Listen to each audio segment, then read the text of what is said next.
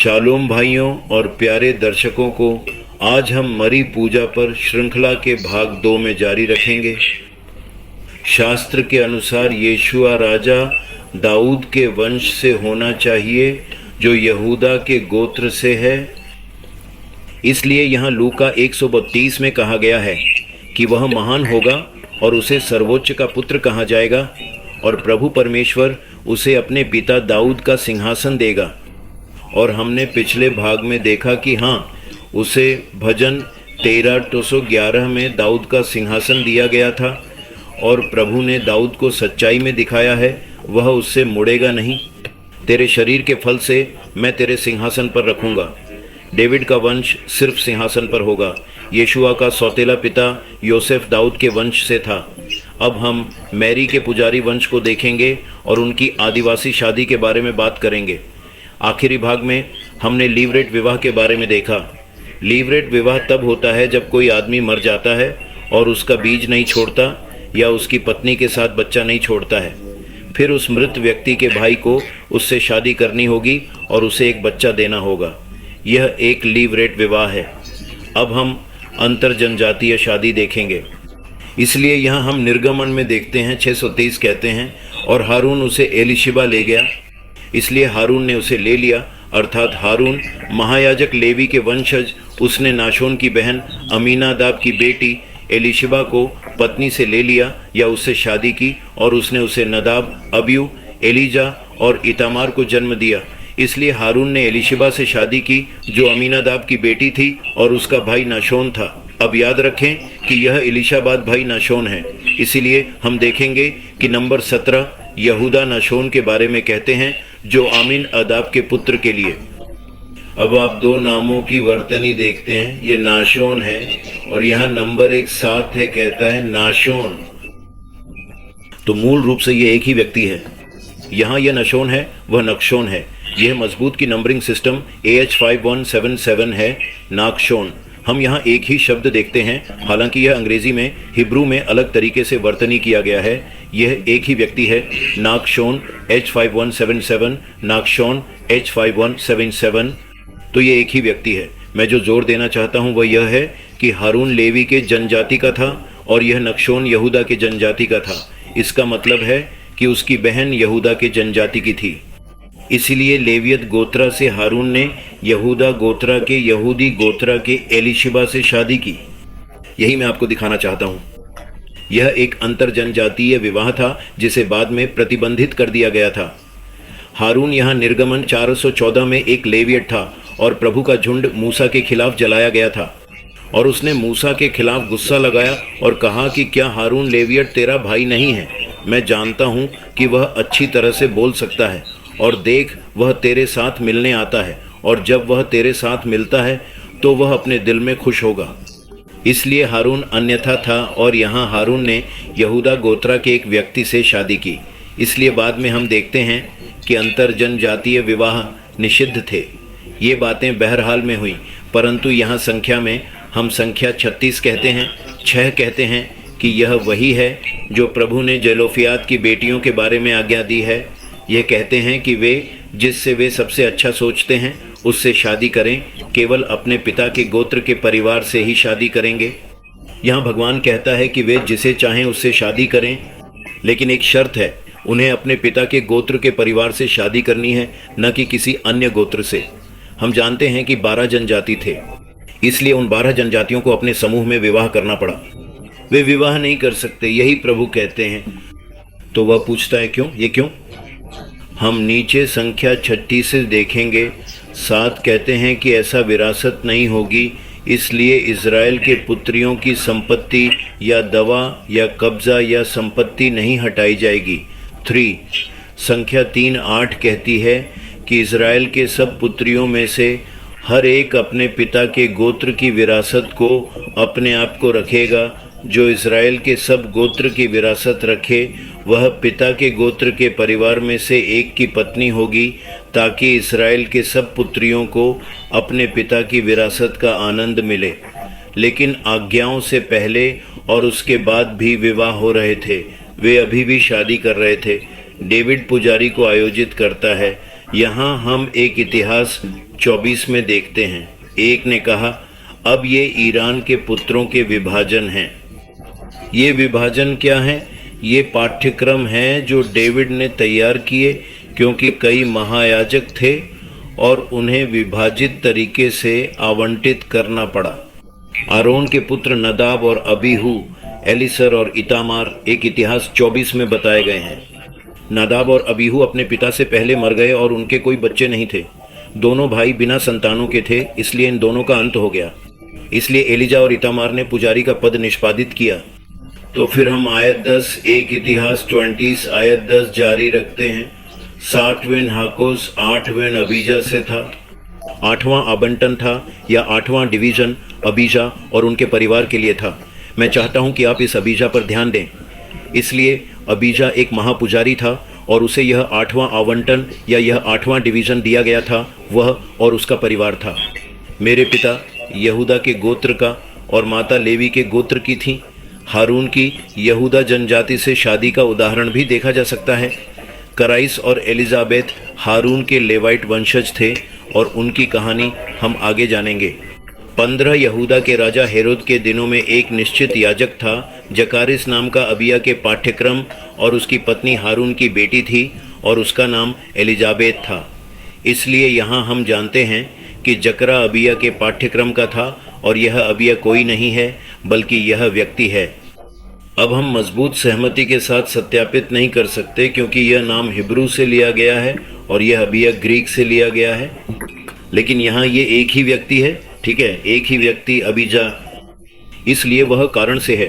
जाखरिया अबीजा के पाठ्यक्रम से था, अर्थात अबीजा का 8वां पाठ्यक्रम था और जाखरिया स्वर्ण अबीजा के वंशज थे। और यहाँ ये बताया जा रहा है कि और उसकी पत्नी अरोन की बेटियाँ और उसका नाम एलिजाबेथ था। इसलिए ये पत्नी एलिजाबेथ हारून की बेटियों में से थी। और हमने देखा कि ये इसलिए हो सकता है क्योंकि एरोन ने शादी की, इसलिए ये हो सकता है कि उसके वंशज यहाँ भी उस अंतर्विवाहित वंशजों से आते हैं। इसलिए हम देखते हैं कि एक 30 छक्के और आपके चचेरे भाई एलिजाबेथ से आगे उसने अपनी बुढ़ापे में एक बेटा भी गर्भवती किया था और यह उसके साथ 6ठा महीना है जिसे बैरन कहा जाता था। ठीक है, अब भारतीय गैबेल चचेरे भाई एलिजाबेथ के मेरी डैडी को बता रहा है। इसलिए मरी एलिजाबेथ की चचेरी भाई थी और एलिजाबेथ एरोन की बेटी थी। इसलिए मैरी एलिजाबेथ का चचेरा भाई है, जिसका अर्थ है कि हम समझते हैं कि मैरी भी लेवी की वंशज थी। आरोन लेवी का वंशज था। मैरी एक लेविटिकल वंशज थी। नहीं, यहाँ एक बात जिसे हमने पहले पुजारी के विषय में चर्चा की थी। आप देख सकते हैं कि पुजारी कौन है और कैसे चुना जाता है। हर याजक को लेवी गोत्रा से आना चाहिए, वह लेवियट पुजारी होना चाहिए, लेकिन सभी लेवियट पुजारी नहीं थे। लूका 137 में हम देखते हैं कि परमेश्वर के साथ असंभव नहीं होगा। देवदूत गब्रियल कह रहे हैं कि भगवान के साथ कुछ असंभव नहीं होगा। लूका 138 कहता है, मरी ने कहा, देखो प्रभु की दासी, यह मेरे लिए हो तेरे वचन के अनुसार, और स्वर्गदूत उससे चला गया। अब मैरी ने हिब्रू में कहा कि मरियम है, और मरियम ने कहा, देखो प्रभु की दासी, प्रभु की दास, मेरे लिए हो तेरी वचन और तेरी रीमा के अनुसार। और लूका 129 कहता है, और मरी उन दिनों में उठा और जल्दबाजी के साथ पहाड़ी देश में चला गया, यहूदा के शहर में प्रवेश। तो मरी कहाँ जा रही है? यहूदा शहर में। क्यों? क्योंकि उसे यहूदा में अपने रिश्तेदारों से मिलना है। लूक 140 कहता है, जकरा के घर में प्रवेश कर एलिजाबेथ को सलाम किया। सलाम मौलिक रूप से अभिवादन या गले मिलना है। अब हमने देखा कि मैरी का पुजारी वंश था, और हमने पिछले विषय में देखा कि जोसेफ डेविड और जोसेफ के राजा वंश से नीचे आ रहा था। यीशुआ या यीशु के सौतेले पिता होने के नाते यीशु को जोसेफ से पुजारी वंश विरासत में मिला था, जोसेफ से राजा वंश विरासत में मिला था, और मैरी से पुजारी वंश विरासत में मिला, क्योंकि मैरी लेवी की जनजाति से थी और लेविटी जनजाति एकमात्र जनजाति थी जो पुजारी का उत्पादन कर सकती थी, या पुजारी केवल लेविटिकल जनजाति से आ सकता था। इसलिए अब हम उत्पत्ति 17:9 में परिधि के बारे में बात करेंगे। कहते हैं, और परमेश्वर ने इब्राहिम से कहा, तू मेरी वाचा को मानना है। इसलिए तू और तेरा वंश भारत की पीढ़ी के बाद 17 आयत 10 कहता है, यह वह वाचा है जो वह मेरे और तेरे वंश के बीच रखेगा, क्योंकि तुम्हारे बीच में हर पुत्र का खतना किया जाएगा। प्रत्येक पुरुष बच्चा अर्थात प्रत्येक पुरुष बच्चे का खतना किया जाएगा। उत्पत्ति 17:11 कहती है, और तुम अपने चमड़े का मांस खतना करोगे, और यह मेरे और तुम्हारे बीच की वाचा का प्रतीक होगा। इसलिए तुम अपने फुर्सल का मांस खतना करो। इसका अर्थ है कि मूल रूप से लिंग का फुर्सल काट दिया जाना है, और यह एक प्रतीक होगा। यह मेरे बीच वाचा का एक निशान या याद करने का प्रमाण होगा। और मेरे बीच और तुम्हारे बीच, मेरे बीच और तुम्हारे बीच कुछ नहीं है। उत्पत्ति 17:12 कहती है, और जो 8 दिन का है वह तुम्हारे बीच खतना किया जाएगा। तेरी पीढ़ी में हर पुरुष बच्चा जो घर में पैदा हुआ या किसी विदेशी के पैसे से खरीदा गया जो तेरी वंश से नहीं है। अब यहाँ हर 8 दिन का पुरुष बच्चा खतना करना पड़ता है। मतलब है कि लिंग की त्वचा आपकी पीढ़ी में काटनी थी। इसका पीढ़ी से पीढ़ी तक पालन किया जाना था। यहाँ वह न केवल तुम्हारे वंश बल्कि अजनबी या बाहरी व्यक्ति जो तुम्हारे साथ रहना चाहता है, चाहे वह गुलाम हो या विदेशी हो, जिसने तुम्हारे बीच रहने का फैसला किया, उसे भी पुरुष बच्चे को इस वाचा में प्रवेश करना पड़ा। यह उत्पत्ति 17 में ईश्वर की आज्ञा थी। इसलिए हम लूक में देखते हैं कि क्या होता है। लूक 2:21 कहता है, और जब 8 दिन पूरे हो गए, जहां बच्चे के खतना के लिए 8 दिन पूरे हो गए, तो उसका नाम यीशु कहा गया, जो उस स्वर्गदूत का नाम था जिसका नाम उसका गर्भ में गर्भवती होने से पहले था। यीशु का यह नाम स्वर्गदूत ने जन्म से पहले दिया था। माता पिता को नाम बताया गया था। हिब्रू याहोशू है, जिसका अर्थ है यहोशू ने बचाया। बहुत से लोग आज अपने बच्चों को पानी में बपतिस्मा दे रहे हैं, शायद 8 दिनों या 1 सप्ताह में, लेकिन किसी भी शिशु को बपतिस्मा देने के लिए बुलाया नहीं जाता है। मैंने बपतिस्मा पर एक विषय किया है, आप देख सकते हैं। बपतिस्मा उसी समय होता है जब आप जानते हैं कि यीशुआ कौन है और आप उसे अपने जीवन के प्रभु के रूप में स्वीकारते हैं, तब तुम्हें बपतिस्मा दिया जाना है। यह निर्दोष बच्चा कोई भाषा नहीं जानता। आप इस पर बपतिस्मा कैसे दे सकते हैं? यहूदी व्यवस्था के अनुसार, परमेश्वर के नियम के अनुसार यह बपतिस्मा नहीं था। हर इंसान पापी है क्योंकि आदम के अपराध के कारण है। हम जांचेंगे कि यह अपराध क्या था और हम पापी क्यों हैं। 216 कहता है, और प्रभु परमेश्वर ने आदमी को आज्ञा दी, यह कहता है, बगीचे के हर पेड़ से आप स्वतंत्र रूप से हो सकते हैं। 17 कहता है, लेकिन अच्छे और बुरे ज्ञान के पेड़ से आप इसे नहीं खाएंगे, क्योंकि उस दिन में जब आप इसे खाएंगे आप निश्चित रूप से मर जाएंगे। परमेश्वर कहते हैं, हर दूसरे पेड़ से खाओ, पर अच्छे और बुरे ज्ञान के पेड़ से नहीं। ईव और एडम क्या करते हैं? आप मूल रूप से शैतान हैं या सोपेंट हैं। तुम कहते हो तुम्हारे साथ कुछ नहीं होगा, वास्तव में तुम्हारी आंखें खुलेंगी और तुम भगवान की तरह होंगे। तो अब उत्पत्ति 36 में क्या होता है? और जब स्त्री ने देखा कि वृक्ष खाने के लिए अच्छा है और आंखों को सुखद है, और एक वृक्ष जो बुद्धिमान बनाने के लिए इच्छुक है, तो उसने वहाँ का फल उतार लिया और ऐसा किया, और अपने पति को भी उसके साथ दे दिया, और वह ऐसा किया। इसलिए यह अपराध था, यह अवज्ञा थी। ईश्वर ने उन्हें यहाँ नहीं खाने के लिए कहा था और यहाँ उन्होंने ऐसा किया। पहला पाप एदन के बगीचे में अवज्ञा था। अब हम देखेंगे कि एडम और ईव की अवज्ञा के कारण हमारे साथ क्या हुआ, पूरी मानवता के साथ क्या हुआ। वह भजन 51 में कहता है, 5 कहता है, देखो मैं अधर्म में आकार मिला, मैं आकार मिला, मैं गरीब था, मैं अधर्म में मोड़ गया, बुरे पाप में, और मेरी माँ ने मुझे पाप में गर्भवती किया। तुम पैदा हुए थे, इसका मतलब पाप है। और ईसाइयाह 48:8 कहते हैं, हाँ तूने हमें नहीं सुना है, हाँ तुम नहीं जानते थे, हाँ उस समय से जब तेरा वर्ष नहीं खुला गया था, क्योंकि मैं जानता था कि तू बहुत धोखा से चोरी करेगा, और उसे गर्भ से ही अपराधी कहा जाता है। वह जो कहता है, परमेश्वर जानता था कि आप विश्वासघात करेंगे, आप ईमानदारी से व्यवहार करेंगे, और इसे गर्भ से ही अपराधी कहा जाता है। जिसे माँ के गर्भ से ही अपराधी कहा जाता है, अपराधी विद्रोही कहते हैं। तुम गर्भ से बाहर नहीं आए पाप, और फिर पाप सीखते हो। जब आप गर्भ में हैं तो आप पहले से ही इस पाप प्रकृति के साथ प्रहरित कर चुके हैं। यही कहने की कोशिश कर रहे हैं, यिर्मयाह 17:19 कहता है, दिल मन धोखा देने वाला, भुना हुआ और बेहद दुष्ट है, कौन जान सकता है। ईसाइयाह 64:6 कहता है, हम सब अशुद्ध हैं और हमारी धार्मिकता गंदे कपड़े जैसी है, हम सब पत्ती की तरह फीका हो जाते हैं और असमानताएं हमें दूर ले जाती हैं। यह गंदा कपड़ा वही है जो मासिक धर्म प्रवाह के समय प्रयोग होता है। हमारी धार्मिकता गंदे कपड़े जैसी है, हम सब पत्ती की तरह फीका हो जाते हैं और हमारे पाप हमें दूर ले जाते हैं। 1 यूहन्ना 18 कहता है, अगर हम कहते हैं कि हमारे पास कोई पाप नहीं है तो हम खुद को धोखा देते हैं और सत्य हमारे साथ नहीं है, हम धोखा देते हैं, हम भटक जाते हैं, हम रास्ते से बाहर हो जाते हैं और सत्य हमारे साथ नहीं है। इसलिए 1 यूहन्ना 19 कहता है, यदि हम अपने पापों को स्वीकार करते हैं तो वह हमारे पापों को माफ़ करने और हमारे सभी अन्याय से हमें शुद्ध करने के लिए वफादार और न्यायपूर्ण है, और उसका वचन हमारे पास नहीं है, हम जिसे परमेश्वर को झूठा बनाते हैं।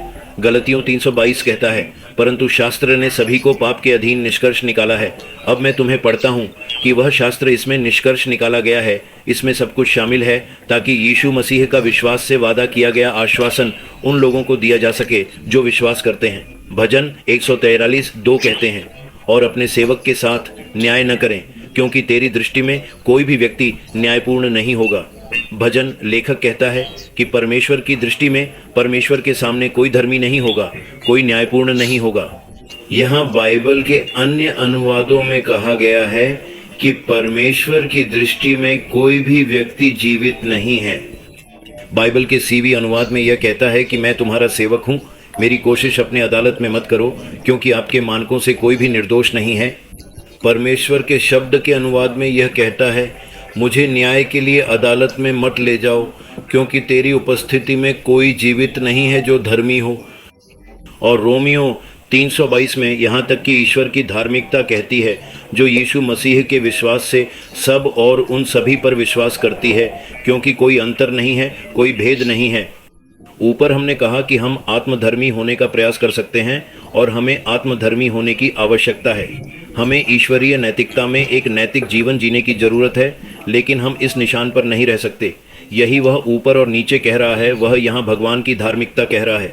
जब हम यीशुआ को स्वीकार करते हैं तो हम ईसाई में ईश्वर की धार्मिकता बन जाते हैं। यीशु रोमियो में 3:23 कहता है, क्योंकि सभी ने पाप किया है और ईश्वर की महिमा से कम आए हैं, सभी ने निशान से चूक दिया है। इसलिए यहाँ हम देखते हैं कि यीशुआ को छोड़कर सबने शादी की है जो पापी था। उसे मानवता के लिए यहोवा की योजना को पूरा करने का अनुग्रह दिया गया था। इसलिए हम 2 कुरिन्थियों 5:21 में देखते हैं, क्योंकि उसने उसे हमारे लिए पाप बनाया था जो पाप नहीं जानता था, ताकि हम उसमें परमेश्वर का धर्म बन सकें। इसलिए यीशु ही बिना पाप के गर्भवती था, वह हमारे लिए पाप बनाया गया था जो पाप नहीं जानता था। 135 कहता है, और वह नहीं जानता कि वह प्रकट हुआ था, वह हमारे पापों को दूर करने के लिए दिखाई दिया, और उसमें कोई पाप नहीं है। किसमें? यीशु।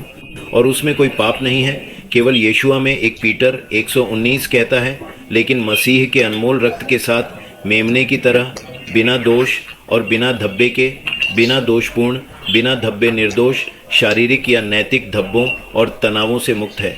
इसलिए वह बिना दोष था और वह निर्दोष था। लूक 1:35 कहता है, और स्वर्गदूत ने उससे उत्तर दिया, पवित्र भूत तेरे ऊपर आएगा और सर्वोच्च की शक्ति तेरी छाया पर आएगी। इसलिए जो पवित्र वस्तु तेरे से पैदा होगी उसे परमेश्वर का पुत्र कहेगा। तो स्वर्गदूत जो कहता है वह पवित्र वस्तु, निर्दोष वस्तु, शुद्ध वस्तु, पवित्र वस्तु यीशुआ के बारे में बात करता है। इसीलिए यहाँ हम देखते हैं कि मरी के पापहीन या पापहीन होने के बारे में कोई शास्त्रीय आधार नहीं है। मरी एक पापी पैदा हुई थी। मरी को जोसेफ से जुड़ने का पक्ष मिला है। यहोवा का दूत लूका 126 में मरी से मिलता है, और 6ठे महीने में स्वर्गदूत गब्रियल को परमेश्वर से गलील के नगर में भेजा गया, नासरत नामक नाम दिया गया। 1 आयत 27 एक कुंवारी से कहता है कि एक आदमी का नाम दाऊद के घर का जोसेफ था और कुंवारी का नाम मरी था। यहाँ हम देखते हैं कि वह एक कुंवारी थी और उसे समर्थन दिया गया था, उसे पकड़ा गया था। औपचारिक रूप से जोसेफ नाम के एक आदमी से सगाई की गई थी। ये हिब्रू में योसेफ है, दाऊद के घर, परिवार के घर हैं। इसलिए आप या जोसेफ दाऊद के वंश से थे, एक राजा वंश, और कुमारी का नाम मरी था, उसे मिरियम भी कहा जाता था। लूक 128 कहता है, स्वर्गदूत ने उससे मुलाकात की और कहा, हाय तुम बहुत अनुग्रहित हो, प्रभु तुम्हारे साथ है, तुम महिलाओं में धन्य हो। हाय अभिवादन है, तुम अत्यधिक अनुग्रहित हो, महिलाओं में अत्यधिक पसंदीदा, स्वीकार्य, आशीर्वादित और अच्छी मानी जाती हो। इसीलिए भाइयों, हम यहाँ मरी पूजा श्रृंखला के भाग 2 के साथ समाप्त करेंगे और अगले भाग में जारी रहेंगे। तब तक शालोम